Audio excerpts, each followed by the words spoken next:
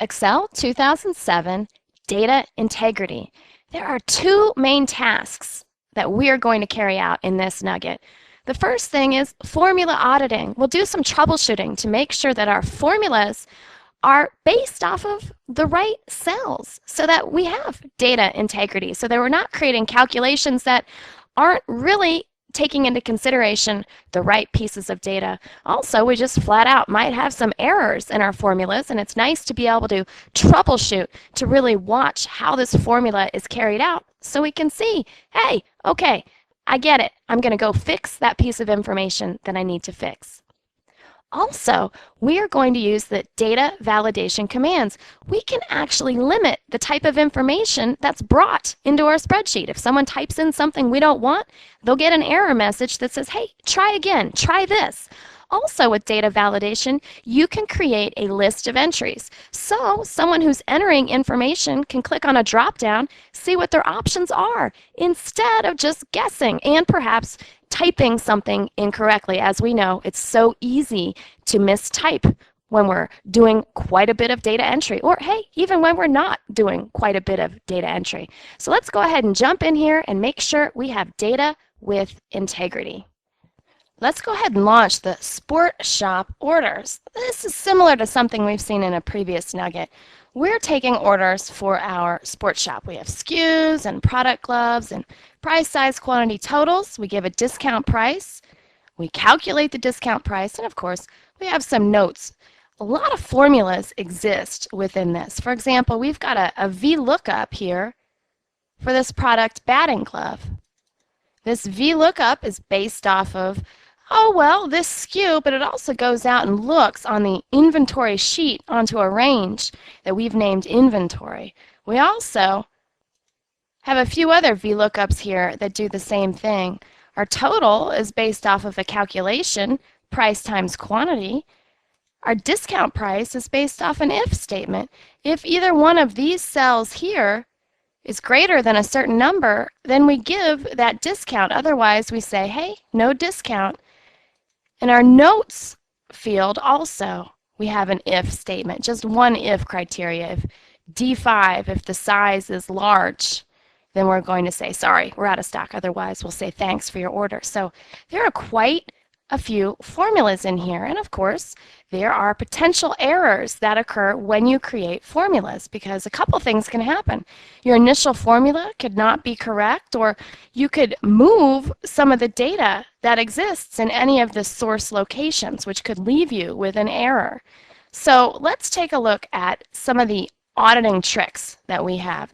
The first thing we do is we select a cell that has a formula, and then we can use this area here and either trace the precedence, meaning the cells that this formula is based off of, or we could also trace the dependence, meaning cells, it'll point out to cells that are dependent on the data that comes as a result of this formula or the value of this cell.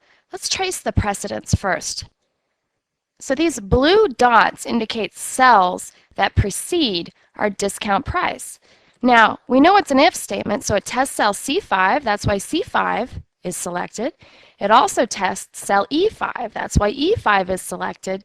And then it also takes a look at the total, because that's part of the if true portion. We multiply the total times 0.9. These are the precedents for this formula.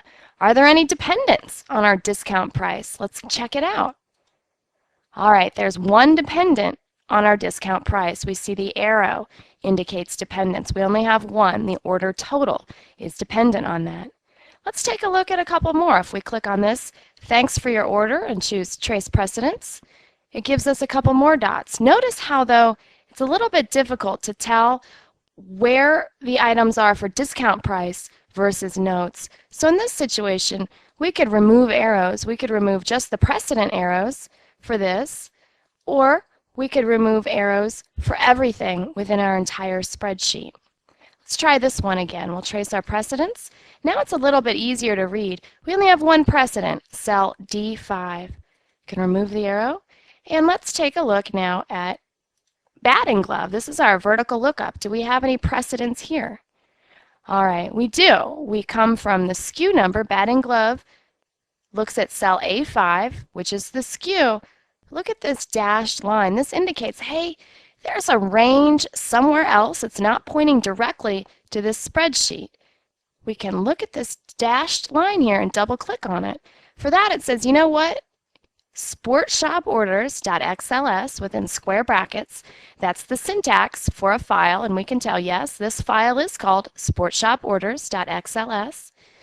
Inventory, exclamation mark, always indicates a sheet. Exclamation mark says, hey, you're talking about a sheet here. And then, of course, this is an absolute referenced range of cells. We can click cancel. We can remove our arrows. Let's do one more of these items. Quantity. Let's trace dependence. All right, discount price. Do we have any precedents? Nope. So it does tell you, hey, you have to have an active cell that contains a formula which includes valid references to see those precedents or also the dependence. So far we haven't had any errors in our cells, but since a lot of these items are dependent on this skew being here, I'm going to delete it. Now look, we have NA formulas, and when we click here, we have that little green triangle indicates we've got a problem. This says value not available for error. We can of course go out to help on this error, which just tells us in Microsoft Help, as it always does, what an NA means. Hey, missing data. All right, we could have probably figured that one out on our own just by looking here. We can ignore this error. We could edit the formula in the formula bar. It just simply puts our cursor up there. We can also choose our error checking options. Here, it launched Excel options. These are the same items that we capture if we go to our Office button. I'll show you in a second. But go into Excel options from there. So we're in the formulas area. We've got our calculation options. All right. We have automatic calculation. That's usually the best way to do it. What that means is it's going to recalculate a workbook every time a value that's affecting a formula changes. It's automatic. Oh, okay, well, you changed cell A5. Bam, I'm going to recalculate it. For the most part, that's what you want. But if you have values in other workbooks or other sheets that drive a formula, you might want to do this manually, and it only is going to recalculate before you save. This was a good thing in older versions of Excel when your processor wasn't so great, you didn't have a lot of memory, you didn't have really a big, huge machine to work with. Here, in this day and age, people that are installing Excel 2007 usually have more bulky processors and bigger machines to get the job done. You could also choose automatic except for data tables. We'll talk about data tables when we get into some of our goal seeking and what if scenarios in a different nugget. But the idea here is you can have a data table that holds scenarios, and it really kind of gives you versions of what can happen to different areas of data. So you can have different data tables for different scenarios. What if I try to save my money at 6% interest versus a different data table? What if I try to save my money at 4% interest? That's just one small example. We also have these calculations, enable iterative calculation, which means how many times is it going to go through and recalculate that same workbook. And that's going to, of course, depend on what type of calculation you have. I really don't have any iterative calculations in here. That's something that you might do with a very math-intensive type of formula that has to check the same data over and over again. Iterations are really loops in checking data. As you've probably guessed, so far what we're looking at isn't really helping our NA error. My point here is just showing you that when you do have errors, it can bump you into this dialog box, which might be part of your problem. So far looking here though, formula autocomplete. That means when I create a formula and I miss the ending parenthesis, it'll fill that in for me automatically. Use table names in formulas. All these items enable background error checking. Just means behind the scenes, it's going to take a look and see if there are errors. That green triangle is green as a result of this choice.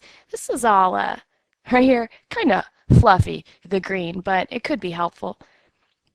As far as these error checking rules go, cells containing formulas that result in an error, yeah, we want to enable error checking for that. If we have years represented as 2 digits, maybe we want error checking, maybe not. The way Excel does it is it pretty much figures you're talking about the year 2000 if you type in a 00 or a 01 up to the year 29. So if you type in a 30 in a cell, Excel figures you're talking about 1930. If you type a 29 in a cell, with the date format, 01/15/29, it assumes you're talking about 2029. You can change those if you want to at a different place. This is just saying, hey, are we going to check these or not? We are also looking at this one. Formula is inconsistent with other formulas in the region. Well, we've seen that error on a previous nugget. It really thinks, hey, if you're in a column, you're probably going to need the same type of formula throughout this entire column. If you don't have that same formula, it gives you a little indicator and says, you know what, something might be off here. Recheck your work. Formulas which omit cells in a region kind of figures that you might not have meant to do that, that you meant to calculate the entire range. It also can take a look at unlocked cells. Data entered in a table is invalid. It takes a look at that. But notice it's not going to refer to empty cells. We used to have this issue. If we had a formula that spanned an empty cell, you'd get an error. Now, finally, Microsoft has figured out that sometimes you just want empty cells in a range. Maybe you'll fill them in at a later time. That's why they're part of that calculation. So if you like the fact that Excel has changed and will allow empty cells as part of a formula, leave this unchecked. So as you've probably gathered, this was good information for how Excel carries out formula error checking and really what's happening behind the scenes, but that did not help us solve this NA. Let's see what happens if we click Trace Dependence. It's really just going to point back to that SKU, and of course we have the same option here, Sport Shop Orders Inventory. So it's not so much telling us exactly how to fix this problem. That's why you have to have an idea of the syntax of your formulas and really just use some critical thinking to discover, okay, well, A5, it's empty. I better put something in here. 1, 2, 3, 4, 5, 6. All right, there we go. If you have a formula that's giving you something that you don't think it should be giving you, price, that makes sense, right? Well, let me break this. Let me change that. I'm going to change that to our vertical lookup, grabbing the data out of column 2 in our range instead of column 3, which is price. Well, we would look at this and think, hey, something's fishy here. So we could do this tool right here, our Evaluate Formula tool. That's, of course, on our formula ribbon in our formula auditing. What this does is it evaluates it step by step, and we can either step into it or we could evaluate. If we click Evaluate, it's going through each item. It first went to 1, 2, 3, 4, 5, 6. Now it's evaluating inventory, and it tells you what happened there. Each time it gives you a result. So let's restart that. What it does is it goes through your formula step by step, and it lets you know what's being evaluated, and at the very end it tells you the result of the evaluation.